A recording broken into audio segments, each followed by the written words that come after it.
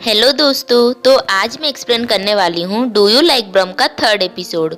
Episode के starting में जब जुनियोंग रेस्टोरेंट में बैठ के सोंगा की बातों को याद कर रहा होता है, तभी वहाँ पे सोंगा पहुँचती है और वो वहाँ जुनियोंग को उसका एल्बम देती है और बोलती है कि मैं आपकी बहुत बड़ी फैन हूँ, इसलिए मुझे आपका इसमें ऑटोग्राफ चाहिए। ये सुन के जुनियोंग हंसने लगता है और बोलता है कि तुम्हें तो आज का मेरा परफॉर्मेंस अच्छा नहीं लगा था ना, फिर भी तुम मेरा फैन हो। तब सोंगा बोलती है कि ऐसा नहीं है, मुझे अच्छा लगा था और मैं शुरू से ही आपका फैन हूँ। और फिर सोंगा वहाँ जुनियोंग के साथ बैठती है और फिर वो दोनों साथ में बातें करने लगते हैं। तब वहाँ जुनियोंग सोंगा को पूछता है कि तुम्हें पता है कि मुझे कंपटीशन में सबसे ज्यादा क्या पसंद है। तब सोंगा बोलती है कि तुम्हें शायद रिजल्ट सुनना ज्यादा अच्छा लगता होगा। तब जुनियोंग बोलता है कि नहीं, मुझे सबसे ज्यादा शांति पसंद है। तब वो उसे बताता है कि कैसे उसने पहली बार जब अपने फर्स्ट कंपटीशन में पार्टिसिपेट किया था, तब उस होटल में पहले दिन से बहुत शोर होता था क्योंकि वहाँ पे सारे बच्चे पियानो प्रैक्टिस करते थे। पर जैसे जैसे वो फाइनल के करीब पहुंचे वैसे वैसे वो शोर कम होने लगा। और जिस दिन वहाँ पे फाइनल था उस दिन सिर्फ 1 या 2 पियानो बज रहे थे। और जिस दिन वो कंपटीशन जीत के होटल पहुंचा उस दिन पूरा होटल शांत था और उससे वो शांति बहुत पसंद आया, इसीलिए वो वहीं पे सो पड़ा। ये सब सुन सोंगा को बहुत अजीब लगता है और वो दोनों अपने अपने घर चले जाते हैं। रास्ते में जोंगक्योन जुनियोंग को मैसेज करती है और उसके साथ कॉन्सर्ट जाने के लिए पूछती है, जिस पे जुनियोंग हाँ बोलता है। सुबह ऑफिस में मिस चा को जुनियोंग के साथ कॉन्सर्ट के बारे में कुछ जरूरी बात करनी होती है, पर वो जुनियोंग के साथ कांटेक्ट नहीं कर पा रही होती हैं, जिसके वजह से वो सोंगा को मदद मांगती है और जुनियोंग को ढूंढने के लिए बोलती है। जिसके बाद सोंगा बहुत सारी जगह पे जुनियोंग को ढूंढने लगती है और वो उसे फाइनली ढूंढ लेती है और वो जुनियोंग को मिस चा के साथ बात करवाती है। और फिर जब सोंगा ऑफिस लौटती है तब वो सबको जुनियोंग के बारे में बात करता हुआ सुनती है और सब बोल रहे होते हैं कि जुनियोंग ने उस कॉन्सर्ट में परफॉर्म करने से मना कर दिया क्योंकि उसने कभी ब्रह्म बजाया ही नहीं है।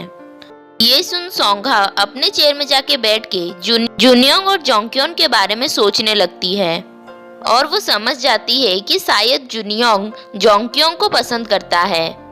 और फिर वो अपने दोस्त मिनसियोंग और दोंगक्योन का फोटो देखती है और फिर वो जुनियोंग, ह्योनहो और जोंगक्योन का फोटो देखती है और वो सोचने लगती है कि हमारी तरह वो भी एक लव ट्रायंगल में फंसे हैं। फिर सोंगा जब अपने घर जाती है तब उसे उसकी माँ उसी कॉन्सर्ट की 2 टिकट देती है। जिसके बाद सोंगा उस कॉन्सर्ट में साथ जाने के लिए दोंगक्योन को पूछती है, पर कुछ काम होने के वजह से दोंगक्योन उसके साथ वहाँ पे नहीं जा पाता है। और इस तरफ कॉन्सर्ट में जुनियोंग और जोंगक्योन भी आए हुए होते हैं, जिन्हें सोंगा वहाँ पहुँच के देखती है। जिसके बाद वो सब मिलके वहाँ पे कॉन्सर्ट देखते हैं। कॉन्सर्ट खत्म होने के बाद सब मिलके दोंगक्योन के शॉप के नीचे वाले रेस्टोरेंट में जाते हैं, जहाँ पे अभी तक दोंगक्योन नहीं आया होता है। और फिर बाद में जब जुनियोंग बाहर जाता है तब वो वहाँ दोंगक्योन और मिनसियोंग की बातें सुनता है और वहाँ पे दोंगक्योन मिनसियोंग को बोल रहा होता है कि कल रात उन दोनों के बीच नशे की हालत में जो कुछ भी हुआ वो इसके बारे में सोंगा को कुछ भी ना बताए। तब मिनसियोंग भी बताने से मना कर देती है और बोलती है कि सोंगा को क्यों बताए, वो बेकार में ही परेशान हो जाएगी। और ये सब वहाँ जुनियोंग भी सुन लेता है और तभी वहाँ पे सोंगा भी बाहर आ रही होती है। तभी उसे जुनियोंग देख लेता है और वो सोंगा को रोक लेता है। और बाद में जब सोंगा दोंगक्योन के पास जा रही होती है तब उसे जुनियोंग रोक देता है और बोलता है कि दोंगक्योन अभी बिजी है, उसके पास एक गेस्ट आई हुई है। फिर बाद में दोंगक्योन नीचे आता है और सबके साथ बैठता है। तभी वहाँ पे ब्रह्म का एक पीस मूनलाइट सोनाटा बजता है, जिसे सुन सोंगा बहुत खुश होती है और बोलती है कि मुझे ये पीस बहुत पसंद है। तब जोंगक्योन बोलती है कि मुझे ये पीस इसके बैक स्टोरी की वजह से नहीं पसंद है। ब्रह्म अपने दोस्त सैमन के वाइफ क्लेरा से प्यार करते थे, पर उन्होंने उसे ये बात कभी भी नहीं बताया, सिर्फ उसे म्यूजिक से सांत्वना दिया। और ब्रह्म ने कभी भी शब्दों से नहीं बल्कि म्यूजिक से अपने प्यार को जताया। इसीलिए मुझे ये पीस बिल्कुल भी नहीं पसंद है।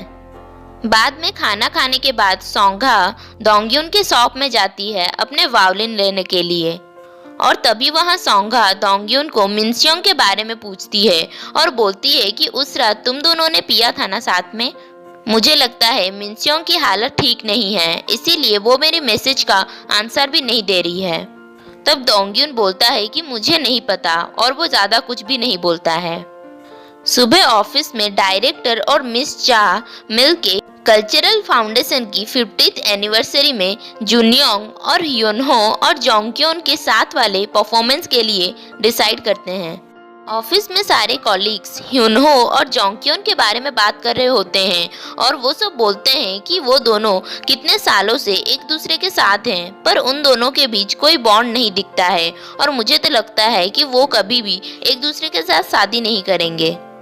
तब वहाँ मिस्टर पार्क बोलता है कि शादी, मुझे तो लगता है कि वो दोनों पक्का ब्रेकअप करेंगे, लेकिन वो जो भी करे हमें उससे कोई फर्क नहीं पड़ता, लेकिन वो ये सब कॉन्सर्ट के बाद करे, क्योंकि कॉन्सर्ट के पहले अगर उन दोनों ने ब्रेकअप किया तो कॉन्सर्ट का सत्यानाश हो जाएगा।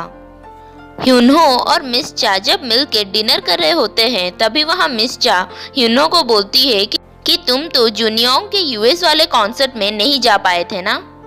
तब ह्योनहो बोलता है कि हाँ, मुझे फ्लाइट ही नहीं मिली। तब मिस चा बोलती है कि थैंक गॉड उस दिन वहाँ जुनियोंग आई थी, उसने बोला कि उसने कॉन्सर्ट बहुत एंजॉय किया और वो वहाँ पे जुनियोंग से भी मिली थी। ये सुन ह्योनहो को बहुत अजीब लगता है और वो सोचने लगता है कि उन दोनों ने मुझसे झूठ क्यों बोला। सुबह ऑफिस में सब सोंघा का बर्थडे सेलिब्रेट करते हैं, और इस तरफ जुनियोंग भी सोंघा को बर्थडे विश करना चाहता है, पर वो समझ नहीं पाता कि वो क्या मैसेज करे, इसीलिए वो मैसेज नहीं करता है। नेक्स्ट सीन में जोंगक्योन अपने फ्लैशबैक को याद करती है कि कैसे बचपन में जब वो न्यू स्कूल में आई थी, तब उसने जुनियोंग को उसके लिए एक पियानो प्ले बजाने के लिए बोला। तब जुनियोंग ने उसके लिए वही ब्रह्म का मूनलाइट सोनाटा बजाया, जिसे सुन जोंगक्योन बहुत इमोशनल हो गई और उसने बोला कि ये प्ले मेरे मॉम का बहुत फेवरेट था, वो मेरे लिए ये बजाया करती थी, और वो ये बोल के वहाँ पे फूट फूट के रोने लगती है। ये देख जुनियोंग उसे बोलता है कि तुम मत रो, अब से मैं हमेशा तुम्हारे लिए ये बजाऊंगा।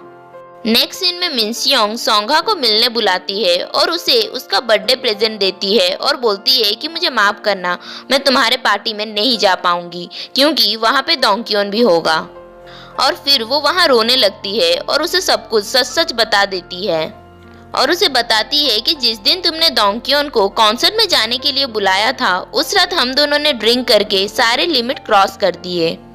और फिर मिनस्योंग बताती है कि जिसके बाद वो डोंगक्योन के साथ सब कुछ सॉर्ट आउट करना चाहती थी और वो उनका रिश्ता फिर से शुरुआत से शुरू करना चाहती थी, पर डोंगक्योन ने उसकी फीलिंग नहीं समझा और उसे साफ साफ मना कर दिया और बोला कि तुम ऐसे बिहेव करना जैसे हमारे बीच में कुछ हुआ ही नहीं है। ये बोल के वो फूट फूट के रोने लगती है और बोलती है कि उसे मेरे फीलिंग्स का कोई कदर ही नहीं है। तभी वहाँ जुनियोंग ये सब दूर से सुन रहा होता है, जिसे सोंघा नोटिस करती है, जिसके बाद सोंघा याद करती है कि उस रात रेस्टोरेंट में जुनियोंग को इसके बारे में पता चल गया था, पर फिर भी उसने उसे कुछ भी नहीं बताया। जिसके बाद सोंघा जुनियोंग से मिलने जाती है और उसे बोलती है कि तुम्हें इसके बारे में सब कुछ पता था, फिर भी तुमने ये सब मुझसे छुपाया और अब मुझे इडियट फील हो रहा है। ऐसा लग रहा है कि मैंने खुद का मजाक बना दिया तुम्हारे सामने। और वो उसे बोलती है कि आगे अगर कभी भी ऐसा कुछ होता है तो तुम मुझसे कुछ भी छुपाने की कोशिश मत करना और जैसा चल रहा है वैसा चलने देना। ये बोल के वो वहाँ से जाने वाली होती है, तभी वहाँ पे जुनियोंग सोंघा का फेवरेट मूनलाइट सोनाटा प्ले करता है, जिसे सुन सोंघा वहाँ पे रुक जाती है और उसे वहाँ पे बहुत कंफर्ट फील होता है। जिसके बाद जुनियोंग उसके पास जाता है और बोलता है कि क्या तुम मुझसे दोस्ती करोगी, और फिर वो उसे गले लगा लेता है और बोलता है कि तुम्हें मुझसे दोस्ती करनी पड़ेगी क्योंकि मैं अभी तुमसे एक दोस्त की तरह टाइट हक कर रहा हूँ। जिसके बाद सोंघा भी जुनियोंग को हक करती है और फिर रोने लगती है और सोचने लगती है कि अगर आगे कभी भी मेरे लाइफ में कोई ऐसा सिचुएशन आया तो मैं इस मोमेंट को हमेशा याद करूंगी क्योंकि ये मेरे लाइफ का सबसे कंफर्ट मोमेंट था।